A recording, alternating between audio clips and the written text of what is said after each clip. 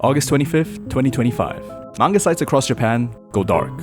Gamers log into their accounts to find some of their games have gone missing. An hour later, dozens more disappear. Panic starts to spread, and by morning, there's a count. 28,144 games have vanished without a trace. Effectively censoring the video game industry. It's a crazy power move. It's a massive power move. This isn't just a Steam issue. This is happening all over. What's going on? Credit card. That's right. Credit card companies like Visa and Mastercard are forcing media platforms to remove their content. Millions of hours of work wiped out in an instant.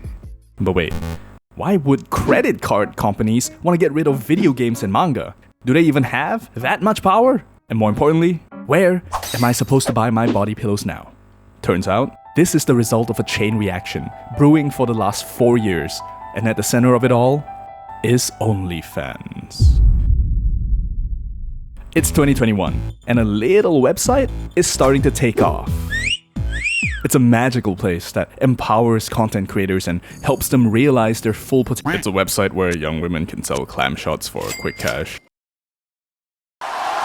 But it's not all sunshine and rainbows. Rumors have started to spread that some of the girls creating content on the site were a little too young.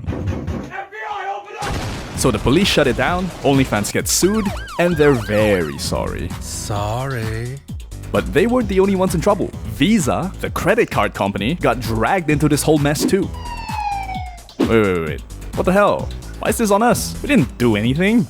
Then why does it say Visa all over these illegal transactions? No, but wait, I can case closed. And a year later, it happened again. Oh, come on! We get millions of transactions every hour. You expect us to vet each one?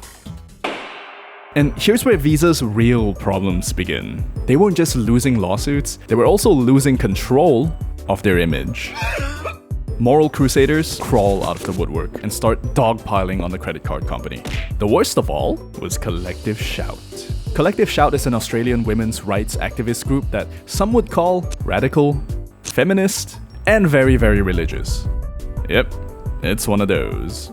Their past ventures include trying to get porn banned for everyone in Australia, campaigning to shut down a Snoop Dogg concert, and pissing off a ton of gamers. Anyway, they send Visa thousands of emails. You monsters, blah blah blah. You're promoting violence against women, blah blah blah. How are you gonna make up for this? So now, Visa is backed into a corner. Their inbox is exploding with hate mail. Lawsuits are piling up. To top it off, investors start panicking and their stock starts to wobble. Could this one scandal sink their brand? Every day they don't do something, they bleed out a little more. And finally, under all the pressure, they snap. This is bullshit. We didn't do anything, and now we're getting sued out the ass and blasted on Twitter? F this, said Visa. And in 2023, they laid down some new rules. No more horny! Okay, it was a little bit more complicated than that, but you get the idea. And not wanting to go through the same mess their competitors did. Oh, shit. And they meant business. Because in 2024, 5 mega retailers selling adult-themed manga got cut off. Now, not being able to take Visa and Mastercard may sound like no big deal, but it's actually kind of a pretty big deal. See, both these companies together control over 90% of all payment transactions made. People love paying with plastic, and if you can't keep up, well, just look what happened to this guy. So yeah, the manga retailers were fucked, to put it lightly. One even had to shut down. But that wasn't enough for the credit card companies. Their problems still weren't going away, so they doubled down and set their sights on a new target. Visa and Mastercard are on a warpath now, and egged on by the cries of angry feminists, open fire on video games. No more horny! Get rid of them, or we cut you off. So in July of 2025, not wanting to lose 2/3 of their income, Steam and Itch, two huge gaming platforms, bend the knee and start deleting hundreds, thousands of games from their store. What choice did they have? They were powerless. But you know who wasn't powerless? The literal millions of gamers using the platforms. First, the angry tweets flood in. Then, a petition gets thousands of signatures overnight. And just when it felt like the dust was about to settle, gamers all over the world banded together in a coordinated assault on the Visa hotlines. Visa and Mastercard are getting overwhelmed by gamer fury. Calling Visa, you have a good one. You just told me to go fuck myself, didn't you? Want to join in on the fun? Well, in true gamer fashion, there's also a fully documented tutorial you can follow. So now, on top of the lawsuits and angry feminists, Visa and Mastercard have to deal with thousands of frustrated gamers clogging up their call centers. At this point, you might start to feel a little bad for them. They got caught up in some shady stuff they seemingly had nothing to do with, and now they're catching heat from all sides. But don't pull out the tissues just yet, because here's the kicker. Remember all those illegal transactions we were talking about earlier?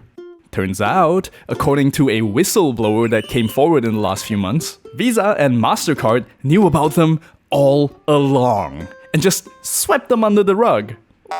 Well, this is awkward.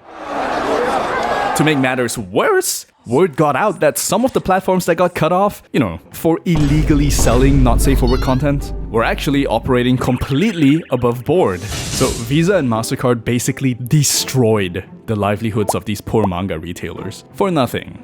As you can probably tell, this is kind of a problem. And a bunch of highly influential people, from manga artists to politicians to manga artist politicians, are worried about this too. So much so that the Japanese government, a couple weeks ago, held underground, confidential talks with Visa and Mastercard to try and find a way out of this mess. But there's a bigger question here. Do we really want these credit card companies to have so much power? Should we let them decide what we can and can't legally buy with our own money? No, sir. It's immoral and infringing on our freedom of choice as customers. So I guess what I'm really trying to say is... Can you just please sell me the dang body pillow now? Sir, I understand your frustration, but for the 12th time, we can't take your card right now, no matter how long you stand there and complain for. Fine, whatever. Can I at least get the small one though? Seeing payment networks crush manga stores feels insane, right? Now imagine the complete opposite. A manga so powerful, it didn't just survive, but dominated so hard, it became Japan's economic backbone during the pandemic. That manga was Demon Slayer. And you'll want to hear about this.